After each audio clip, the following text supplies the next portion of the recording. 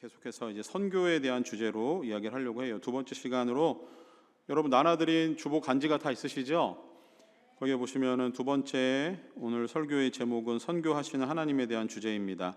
자, 여러분 혹시 선교라고 하면은 어떤 생각이 제일 먼저 드세요? 선교 그러면 나는 선교를 한 번쯤은 나가본 적이 있다. 선교지 가본 적이 있다. 그래요? 몇 명 있어요? 자, 선교하면 어떤 생각이 먼저 들어요? 해외로 나가는 거, 그죠? 그것도 나가서 뭔가 우리가 또 사역해야 되잖아요, 그죠? 사역하는 일들, 뭐 그런 거 많이 생각나는 거 맞는 것 같아요. 그래서 선교지에 있는 선교사님을 찾아가서 선교사님이 하시던 사역에서 우리의 도움이 되는 부분들을 찾아서 선교사님과 이렇게 컨택하고 어떤 사역을 해야 될 것인가 같이 상의하고 그러면서 미리미리 준비하는 일들이 있죠. 선교지 나가기 전에 주로 많이 하는 것들은 선교지의 언어를 먼저 현지의 언어를 몇 마디 좀 배워보는 것들도 시작을 해서 몇 개월 동안 선교 나가서 무엇을 해야 될 것인가에 대한 사역 준비들을 많이 하는 것 같아요. 그래서 길거리에서 전도하는 것, 혹시 여러분 그냥 길거리에서 전도해 본 적 있어요? 막 기타 치고 찬양하면서 길거리에서 전도해 본 적 있어요? 근데 선교지 나가면은 이게 시켜서 해야 되는 모든 사역 중에 하나니까 다 해야 되는 거예요. 제가 그걸 진짜 못해요. 그래가지고 한 번은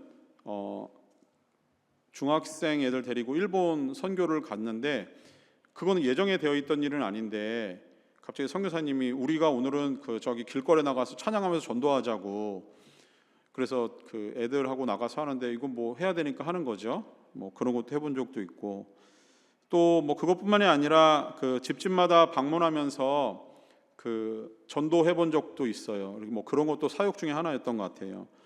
그리고 지역 아이들 섬기기 위해서 여름 수련회 BBS도 해본 적도 있고, 마을 주민들 불러서 마을 잔치도 하고, 가능하면 가능한 이제 그런 어떤 재주가 있으면 미용 사역도 하고, 의료 선교로 나가시는 분들도 있고, 그러면서 어떤 전문 사역을 하시는 분들도 있어요.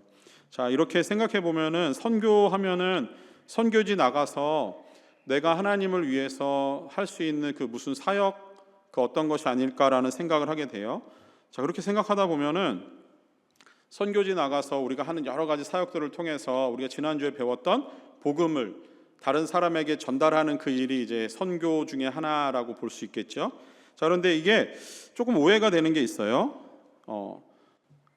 선교 그러면은 하나님이 나에게 시키시는 일을 내가 현지에 가서 하나님을 대신해서 그 일을 마치 하는, 사역을 하는, 그렇게 우리가 오해를 하는 경우가 있는데, 근데 그거 저는 그 개념이 틀렸다라고 얘기하는 건 아니고, 자, 왜 그러면은 우리가 선교라고 생각할 때 선교를 나갈 때 외국, 해외, 근데 이제는 무조건 해외가 아니어도 우리 교회는 여기 나바오에 있는 미국 교회도 가고요.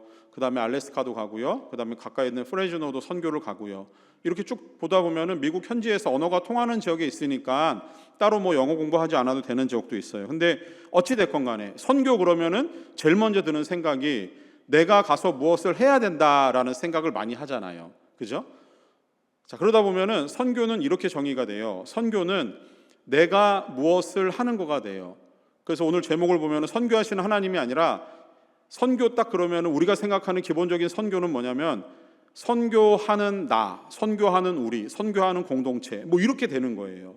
자, 이게 제가 오늘 하려고 하는 말씀과 이게 같은 맥락이 아니라는 게 이제 딱 와 닿습니까?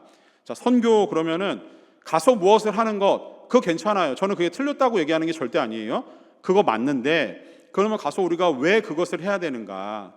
왜 오늘 말씀의 이 제목이 선교하시는 하나님인가? 요것을 알아야, 왜 하나님이 선교하시는 하나님인가를 알아야 우리가 선교를 왜 가야 되고, 선교 가서 우리가 그러면 왜 그런 사역들을 해야 되는지를 우리가 조금 알 수 있을 것 같아서 오늘 말씀의 주제는 선교하시는 하나님에 대한 이야기를 여러분과 함께 말씀을 통해 나누려고 합니다. 오늘 이 주제를 가지고 여러분과 시편 20편 27절 28절 말씀을 이렇게 같이 읽긴 했는데, 대부분의 이야기는 이 주제 설교이다 보니까 선교와 관련된 주제를 설명하는 시간으로 대부분 할애될 거고요. 성경을 해석하는 일은 아주 조금만 해서 이게 오늘 본문과 어떤 의미가 있는 것인지를 한번 찾아보려고 해요. 자, 나눠드린 간지를 보시면서 따라오시면 좋을 것 같아요. 오늘 크게 몇 가지로 써놨죠? 세 가지 써놨죠? 네, 세 가지. 첫 번째 단락이 뭐죠? 성경은 무엇을 말하는가? 자, 선교하시는 하나님에 대한 이야기를 하는데 왜 갑자기 성경은 무엇을 말하는가를 먼저 시작을 했는가 한번 따라와 보시면 좋을 것 같아요. 그래서 성경은 무엇을 말하는가? 성경은 하나님의 사랑에 대한 이야기입니다. 그것을 한 단어로 우리는 구원이라고 얘기를 해요. 자, 지난주에 우리가 복음을 들었죠. 복음이 무엇인지를 조금 같이 나누었어요. 같은 맥락이에요. 복음은 곧 구원과 관련되어 있습니다. 그래서 복음은 하나님의 시선에서 시작해서 하나님이 하시는 일이 무엇인지로 끝을 맺는 것이 복음이에요. 그래서 복음은 하나님이 우리를 위해서 무슨 일을 하셨는가에 대한 이야기입니다. 근데 성경은 그래서 이 하나님이 우리를 위해서 무슨 일을 하셨는가를 기록해 놓은 책이 성경이죠. 그래서 성경은 모든 이야기가 다 복음이라고 하기에는 조금 어려움은 있어요. 물론 이제 그것을 해석하고 그것을 풀어내는 과정에서 성경에 있는 모든 이야기는 복음으로 다 연결은 됩니다. 그런데 성경이 있는 모든 이야기가 다 복음이다라고 하기에는 해석의 과정이 조금 필요하다라는 얘기예요. 그런데 성경에 기록된 이 여러 가지 일들이 다 하나님이 하신 일이잖아요, 그죠? 그걸 믿으시죠? 여기서 하나님이 하시지 않은 하나님의 이야기가 있나요? 하나님이 이야기가 아닌 다른 이야기가 성경에 기록되어 있는 것은 하나도 없어요. 성경은 오로지 다 하나님이 하신 일이고 하나님의 이야기이고 하나님이 우리에게 읽으라고 주신 책이에요. 그래서 우리는 성경을 하나님이 하신 말씀이라고 하는 그 권위에 두고 우리는 성경을 봅니다. 이게 되게 중요한 성경을 보는 우리의 자세예요. 자, 근데 성경은 하나님에 대한 일을 기록을 하고 있지만 성경에 기록되어 있지 않는 하나님의 이야기가 있을까요? 없을까요? 성경이 그 66권으로 딱 마감된 것은 이미 거의 지금으로 따지면은 300년경에 마감이 됐으니까 한 1700년 이상이 흘렀어요, 그죠? 그리고 성경이 기록되기 이전에 여러 가지 사건들도 있을 거 아니에요. 그러면은 성경에 기록되어 있지 않은 하나님의 이야기가 있습니까? 없습니까? 있지요. 있지 않나요? 있어야 돼요. 있어야 돼요. 성경에만 하나님의 이야기가 기록되어 있는 건 너무 이상하잖아요. 근데 성경에 기록되어 있지 않은 이야기가 더 많을까요? 성경에 기록되는 하나님의 이야기가 더 많을까요? 성경에 기록되어 있지 않은 하나님의 이야기가 훨씬 많아요. 자, 찬송가 304장에 보면은 그 크신 하나님의 사랑을 찬양하는 부분이 있어요. 그 크신 하나님의 사랑. 3절이 뭐냐면요, 하늘을 두루마리 삼고 바다를 먹물 삼아도 한없는 하나님의 사랑은 다 기록할 수 없대요. 하늘을 종이 삼고 바다를 먹물 찍어 삼는다 해도 한없는 하나님의 사랑은 다 기록할 수 없대요. 후렴이 기가 막혀요. 그 기록할 수 없는 하나님의 크신 사랑을 어찌다 쓸까? 저 하늘 높이 쌓아도 하나님의 사랑에 대한 모든 이야기는 다 기록할 수 없다라는 거예요. 자, 모든 성경을 다 모아가지고 하늘로 쌓아 올린다 쳐봅시다. 하늘 끝까지나 닿겠습니까? 그렇지 않을 거 아니에요.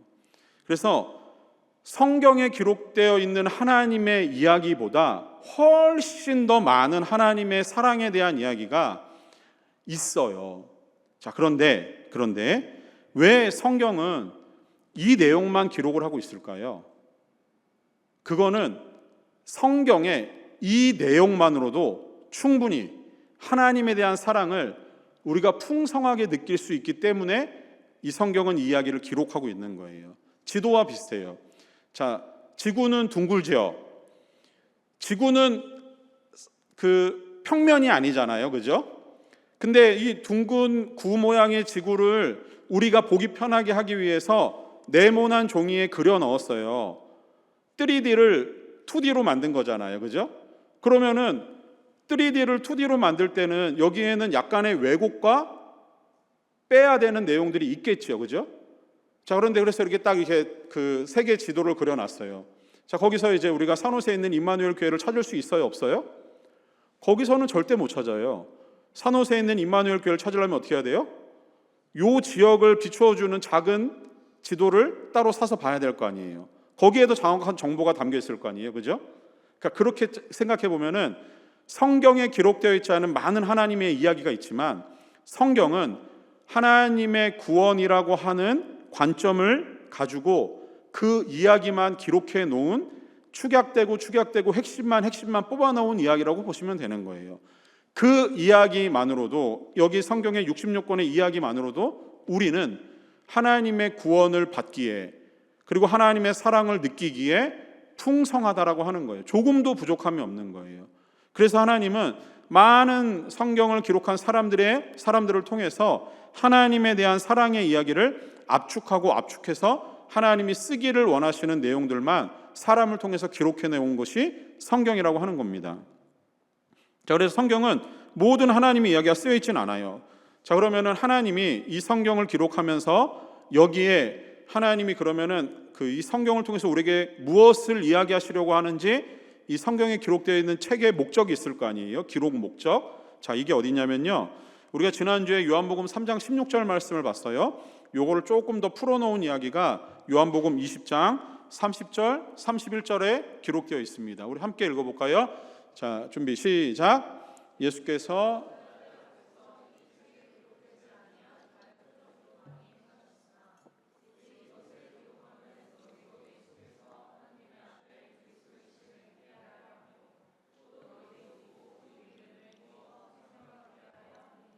자, 이걸 잠깐 떼어놔 주세요. 자, 여기도 보면 똑같은 이야기가 기록되어 있죠. 이 책에 기록되지 아니한 다른 표적도 많이 있대요. 그죠? 자, 그런데 이것을 이렇게 뽑아서 축약해서 기록해 놓은 이 두 가지 이유가 여기 나와요.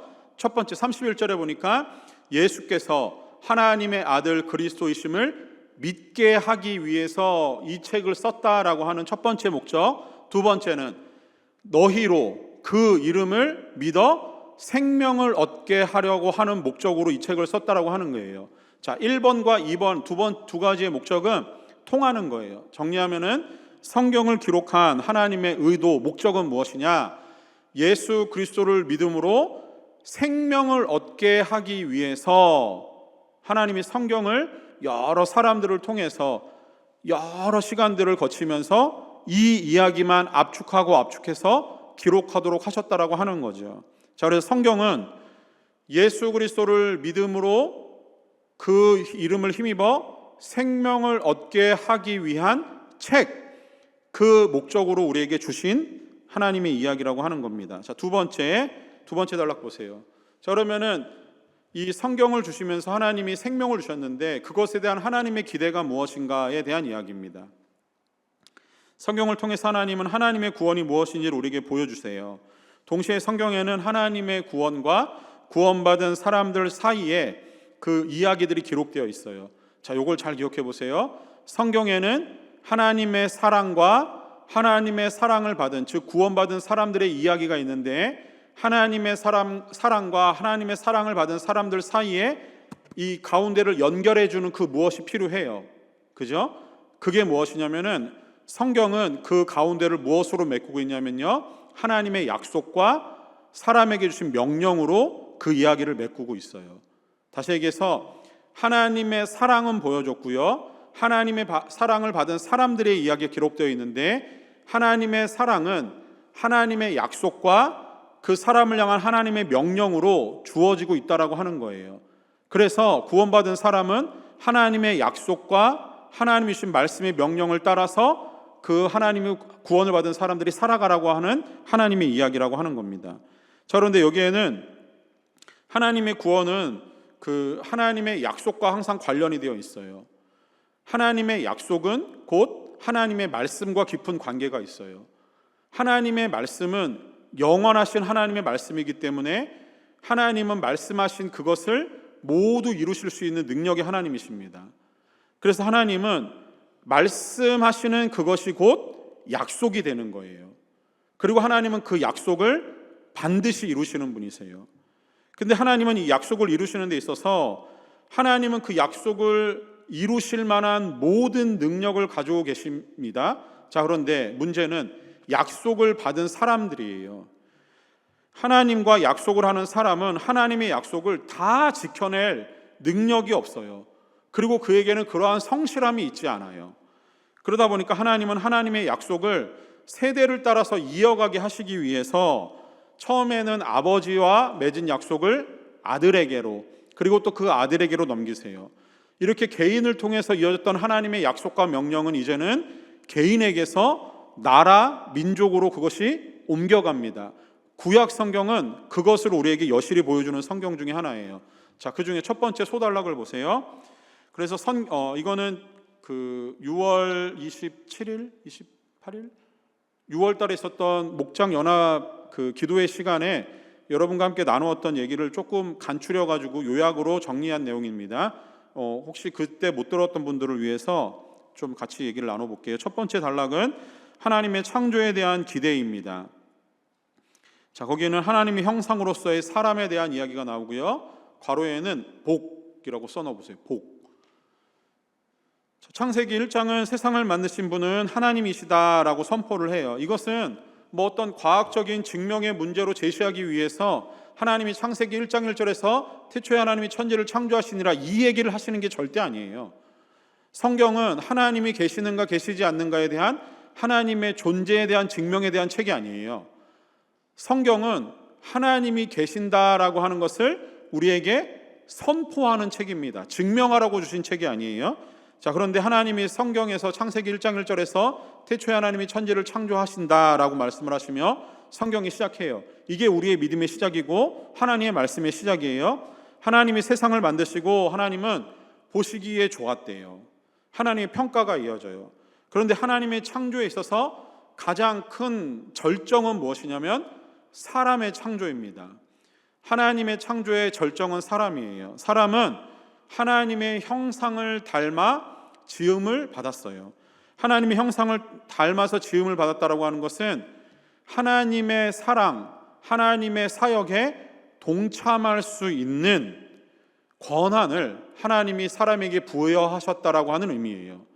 자, 하나님은 사람을 당신의 형상으로 지음을 받으면서 하나님의 사랑과 하나님의 사역에 동참하기를 원하셨던 거예요.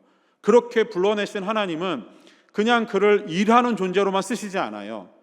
하나님은 사람을 하나님의 사역에 동참시키면서 한 가지 중요한 의미를 담으세요.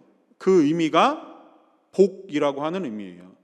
하나님이 사람을 만드시면서 그에게 복을 주시면서 그 다음에 일을 시키시는 거예요. 그거는 어떤 맥락을 보더라도 다 똑같이 나와요. 근데 하나님이 주시는 복이라고 하면은 뭐 여러 가지가 다 여기 들어가요. 자, 하나님은 복을 주시는데 잘 먹고 잘 사는 복도 주십니까? 주시지 않습니까? 하나님은 잘 먹고 잘 사는 복만 주시나요? 그런데 아니에요. 성경이 이야기하는 복은 그러면은 우리가 잘 되는 건데 성경이 이야기하는 복은 그러면 우리가 구원과 관련된 복만 이야기합니까? 그렇지 않아요. 성경이 이야기하는 하나님이 주시는 복이라고 하는 것은 우리의 영혼이 잘 되는, 그래서 구원과 관련된 복도 하나님이 주시는 복이고요. 성경이 이야기하는 복 중에 하나는 물질적으로 풍요함을 누리는 것도 하나님이 주시는 복 중에 하나예요. 그래서 막 그 신학적으로 어떤 한 편협한 생각을 가지고 성경에 이야기하는 하나님은 구원에 대한 복만 이야기하신다라고 얘기하는 것은 잘못된 오해예요. 하나님은 우리가 잘 먹고 잘 살기를 원하고 계세요. 그거는 제가 나중에 선교에 대한 얘기를 이어가면서 왜 하나님이 우리가 잘 먹고 잘 살도록 하시는지도 나중에, 오늘은 아니고요, 나중에 한번 이야기할 거예요. 자, 하나님은 복을 주시는데 우리의 영혼, 즉 구원과 관련된 영생의 복도 주시지만 잘 먹고 잘 사는 복도 하나님이 주시는 거예요. 그래서 성경은 하나님을 이야기할 때 하나님은 복의 근원이시래요. 다시 얘기해서 하나님은 복을 가지고 계시는데 다른 누군가의 블레싱이 필요하지 않아요. 하나님은 복 자체세요. 이 복이 하나님에게 의해서 사람에게로 흘러가는 거거든요. 자, 그래서 하나님은 사람에게 먼저 복을 주시고 사람을 불러내세요. 여기에는 물질적인 복도 포함되고 영적인 생명의 복도 포함됩니다. 자, 성경에선 그래서 하나님을 복을 주시는 분이시다라는 것을 기억하세요. 창조에 담긴 하나님의 기대는 사람에게 복을 주셔서 그 사람으로 하나님의 형상을 따라서 하나님의 사역과 하나님의 복에 동참하기를 원하시는 하나님의 기대에서 하나님은 창조가 시작되었습니다. 자, 두 번째 작은 단락을 보시면은, 자, 그런데 문제가 생겼어요. 범죄로 인한 인간의 실패와 하나님의 계획이 이어진다라고 하는 거예요. 자, 여기에는 하나님의 약속이 이제 주어지고요. 거기엔 또 하나 하나님의 부르심이 있습니다. 창세기 1장, 2장은 첫 번째 소단락에 있는 창조에 대한 하나님의 기대를 이야기하고 있어요. 두 번째 작은 소단락에 있는 부분은 3장과 4장에 이어지는 내용으로 쭉 연결이 됩니다. 그래서 3장에 가면 아담은 죄를 지음으로 인해서 온전히 하나님의 창조 세계를 하나님의 뜻대로 다스릴 수 있는 하나님이 주신 복을 마음껏 누리지 못해요. 그 복이 어떻게 되면은, 어찌 보면은 아담이 범죄함으로 인해서 모든 피조물이 누려야 되는 하나님의 복이 다 엉망진창이 되어버려요. 그래서 사람의 범죄함, 타락은 곧 모든 자연계, 모든 천지 만물의 타락으로 연결되는 겁니다. 그래서 하나님은 이 하나님의 약속이 실패한 것처럼 보여지는 이 상황 가운데서 하나님은 계획을 하세요. 다시 한번 하나님의 계획은 사람을 불러내셔서 그 사람을 통해서 하나님의 약속을 이어가시는 하나님의 계획으로 보여져요. 그것이 하나님의 약속이 한 사람에게로 집중되어지는 과정이 창세기 12장에 가면 아브라함을 부르시는 하나님에게로 연결이 됩니다. 하나님은 아브라함을 부르시면서 아브라함을 통해서 세상의 복이, 하나님이 주신 세상의 복이, 하나님이 주신 복이 아브라함을 통해서 세상으로 흘러가기를 하나님은 원하고 계셨어요. 이 복은 아브라함을 통해서 아브라함에게 주어졌고요. 아브라함이 갖고 있는 인간의 자연스러운 한계로 인해서 영원히 지속되지 못하잖아요. 그는 결국 죽거든요. 사람이 죽으면 약속은 끝이 나요.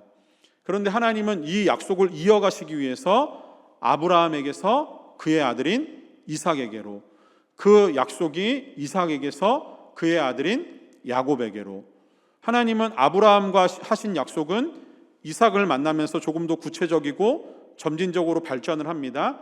이삭을 통해서 야곱에게로 전달되면서 하나님의 약속은 아브라함의 약속 따로, 이삭의 약속 따로, 야곱의 약속이 따로따로 가는 게 아니라 연결성을 가지고 점점 하나님의 약속이 강화되고 그것이 우리에게 선명하게 보여지는 시간들로 쭉 지나가게 돼요. 자, 하나님의 약속의 특징이 그렇습니다. 자, 그랬던 하나님의 약속이 모세라고 하는 사람을 만나면서 한 개인에게서 민족적인 약속으로 그것이 이제 형성되고 변경이 돼요. 하나님은 출애굽 사건은 단순하게 이스라엘 백성들이 애굽에서 탈출해서 노예에서 자유민이 되었다라고 하는 이야기가 아니에요. 하나님의 약속의 관점에서는 한 사람에게 집중되어 있던 하나님의 약속이 이제는 민족적인 약속으로 펼쳐지고 있는 게 보여져요. 그래서 하나님은 한 사람 한 사람도 불러내시지만 이제는 유대인이라고 하는, 이스라엘이라고 하는 거대한 민족을 하나님이 불러내셔서 하나님의 복에 동참하도록 하나님이 그들을 불러내신 겁니다. 자, 그런데 알다시피 그들은 개인도 실패했지만 민족적으로도 이스라엘은 하나님의 복을 세상에 흘려보내는데 실패했어요. 혈통 중심에서 이제는 나라 중심으로 옮겨갔던 하나님의 복이, 이스라엘 민족이 하나님의 복을 따르지 않음으로 인해서 실패합니다. 자, 네 번째 단락이에요. 자, 그 실패했던 하나님의 복은 세 번째 단락, 작은 세 번째 단락, 예수님을 통해서 이제 이루어지는 하나님의 약속으로 예수님에게로 집중되는 과정으로 나타납니다. 우리가 다음 주에 나눌 하나님 말씀 중에 하나가 그 이스라엘 백성들이 하나님이 주신 복을 누리며 살았지만 그 복을 세상에 전하지 않았던 한 사람의 이야기를 여러분과 함께 나누게 될 거예요. 혹시 주중에 내가 성경을 조금 읽고 싶은 마음이 갑자기 생기시거든, 요나서를 1장부터 4장까지 한번 쭉 읽어보세요. 요나서 제가 숙제로는 안 드리고 자유롭게 읽어보세요. 다음 주는 요나에 대한 이야기를 통해서 하나님의 복이 세상으로 흘러가는 데 있어서 실패하게 되면은 어떤 일을 만나게 되는지 여러분과 함께 말씀을 나누려고 합니다. 자, 세 번째, 그래서 이 실패했던 이스라엘, 민족적으로 실패했던 이스라엘이 이제 그들은 하나님을 떠나고 하나님의 범죄함으로 그들은 실패했습니다. 그런데 하나님의 약속은 깨지거나 실패한 게 아니에요. 이것은 이제 하나님이 영원히 견고하게 완전히 이루기 위해서 다시 한번 한 사람에게로 그것을 집중시키세요. 그게 누구냐면 예수 그리스도이십니다. 그래서 예수님은 하나님의 약속을 이 땅에서 완전히 이루시며 하나님이 온 세상에 하나님의 복이 흘러가도록 예수님은 그 모든 것을 이루신 분이에요. 그래서 예수님을 통해서 이제 하나님의 복은 세상에 선포되어지는 일만 남겨놓았습니다. 예수님은 이 땅에 오셨고 십자가에 죽으시고 부활하심으로 인해서 하나님이 이루시고자 하는 모든 기대와 하나님의 복을 예수님은 온전히 성취하신 분이세요. 자, 이렇게 예수님이 이루시고 나서 예수님은 하나님 나라로 승천하셨잖아요. 그리고 지금도 예수님은 하나님 나라에 계세요. 자, 그런데 예수님이 우리에게 남겨준 것은 하나님의 복을 다시 한번 우리에게 이어주시는 거예요. 그래서 이제 우리가 하나님이 주신 그 약속을 우리가 이제 이 땅에 전해야 되는 일들이 우리에게 주어져 있습니다. 예수님이 온전히 이루신 하나님의 약속은 아직 하나님의 구원을 알지 못하고 누리지 못하는 자들에게 전해야 되는 사명으로 우리에게 주어져 있는 거예요. 자, 그것이 하나님의 그 구원이, 그 약속이 어떻게 흘러가는지 예수님에게 우리에게 하나의 명령을 통해서 주시는데 마태복음 28장 19절 20절 말씀입니다. 우리 많이 읽고 알고 있는 본문이에요. 같이 읽어볼게요. 그러므로 너희는 가서 모든 민족을 제자로 삼아 아버지와 아들과 성령의 이름으로 세례를 베풀고 내가 너희에게 분부한 모든 것을 가르쳐 지키게 하라. 볼지어다 내가 세상 끝날까지 너희와 항상 함께 있으리라 하시니라. 자, 이곳이 예수님이 완전히 이루신 하나님의 구원, 하나님의 복을 세상에 흘려보내도록 그것을 누리는 사람들에게 주신 예수님의 명령입니다. 자, 네 번째 단락이에요. 자, 예수님의 명령을 이어갈 세상에 존재하는 유일한 공동체, 교회입니다. 교회가 이제 하나님의 복, 다시 얘기해서 창조의 시대부터 이어져 온 하나님이 꿈꾸는 기대, 그것이 사람들을 통해서, 민족을 통해서 완전히 무너지고 깨어진 것처럼 보여지지만 예수 그리스도를 통해서 다시 세워지게 되고 그 예수 그리스도를 통한 하나님의 기대는 이제 교회에게로 전수가 됩니다. 그래서 교회는 예수님이 주신 하나님의 복을, 즉 구원을 세상에 흘려보내는 공동체로 하나님께서 예수님이 이 땅에 세우신 유일한 공동체라고 하는 거예요. 교회 밖에는 그래서 하나님의 구원이 있을 수 없어요. 교회 밖에서는 하나님에 대한 이야기가 증거될 리가 없습니다. 물론 이렇게 얘기하면은 너무 목사님 너무 과격하게 얘기하시는 것 같은데요. 왜냐면은 우리가 학교에 가도 직장에 가도 예수 믿는 사람끼리 모여가지고 이런 얘기 충분히 할 수 있잖아요. 자, 그것도 교회라는 개념을 우리가 여기 이 건물, 이 공동체 중심의 교회만 생각하지 마시고 두세 사람이 모인 곳에 내가 그들과 함께 하겠다라고 하신 예수님의 말씀을 생각해 보면은 두세 사람이 모인 그곳이 직장이 됐건 학교가 됐건 어디가 됐건 상관없어요. 거기가 교회예요. 여러분이 모여있는 7개의 목장, 거기가 교회잖아요. 거기서 얼마든지 우리가 세상에서 하나님에 대한 이야기를 할 수 있어요. 제가 얘기하는 예수님의 명령을 이어갈 교회라고 하는 것은 임마누엘 장로교회에 있는 비전 청년부만 이야기하는 게 절대 아니라는 것, 이해가 되시나요? 어디든 교회가 될 수 있어요. 주의 이름으로 모여서 두세 사람이 그 꿈을 같이 나누면 거기가 교회예요. 자, 이렇게 이제 교회는 그 하나님의 꿈을 이어가고 감당하고 예수님의 명령을 이 땅 가운데서 실천해야 되는 유일한 공동체로 세상에 남겨졌습니다. 마지막 세 번째 단락. 자, 그래서 선교하시는 하나님에 대한 이야기입니다. 선교하시는 하나님은 부르시고 보내시는 하나님이라고 하는 거예요. 자, 이걸 잘 기억하세요. 왜 하나님이 선교하시는 하나님인가? 하나님은 부르시고 보내시는 하나님이시기 때문에 하나님은 모든 선교의 주체가 되시는 분이십니다. 자, 이것을 한번 잘 들어보세요. 지금까지 했던 내용을 다 종합적으로 생각해 볼 때 세상을 만드신 하나님은 처음부터 예수님이 다시 오시는 그날까지 한결같이 모든 세상이 하나님의 복을 누리기를 하나님은 원하고 계세요. 그래서 선교라고 하는 것은 처음부터 하나님의 복을 세상에 전하기 위한 하나님의 일이었으며 더불어 하나님은 그 일을 위해서 사람을 부르셨다라고 하는 거예요. 그런데 그보다 더 원천적으로 본질적으로 왜 하나님이 선교하시는 하나님인가? 삼위일체 하나님의 사역적인 측면을 통해서 보면 하나님은 확실히 선교하시는 하나님이 맞아요.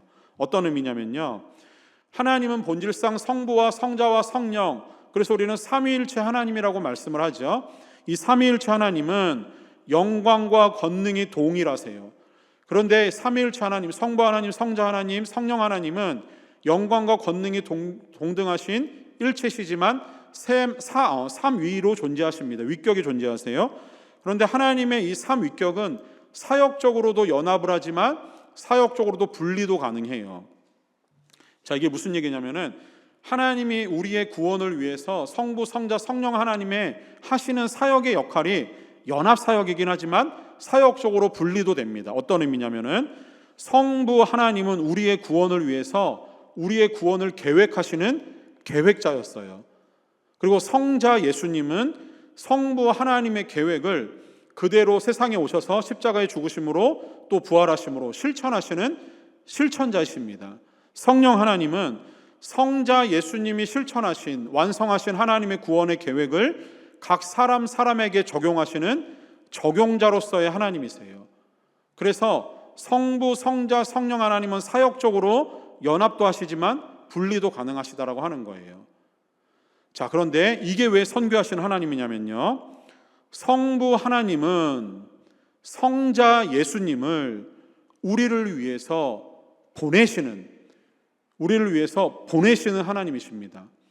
자, 성자 예수님은 그 모든 하나님의 계획을 완성하심과 동시에 우리를 위해서 성령 하나님을 보내시는 분이세요. 그래서 삼위일체 하나님 안에는 성부, 성자, 성령 하나님이 각각을 보내시는, 선교하시는 하나님이시라고 하는 거예요. 자, 그 하나님께서 우리도 보내시는 거예요. 그래서 교회의 본질적인 사역은 삼위일체 하나님의 본질적인 사역에 그 같이 맞물려 갑니다. 그래서 하나님은 선교하시는 하나님이시기 때문에 부르시는 거예요. 부르신 사람을 하나님은 보내시는 분이세요. 부르시고 보내시는 분, 이것은 하나님이 하신 일이기 때문에 하나님은 선교하시는 하나님이에요. 선교는 우리의 몫이 아니에요. 선교는 하나님이 하시는 거예요. 그 선교에 동참시키기 위해서 하나님이 우리를 부르신 거고요, 하나님의 선교를 위해서 하나님이 우리를 보내시는 겁니다. 자, 시편 22편 말씀, 우리가 오늘 본문을 읽었지만 이 부분을 잠깐 해석하며 적용해 볼게요. 하나님께서 부르시고 보내시는 일을 하신다라고 하는 선교하시는 하나님을 좀 기억해 보세요.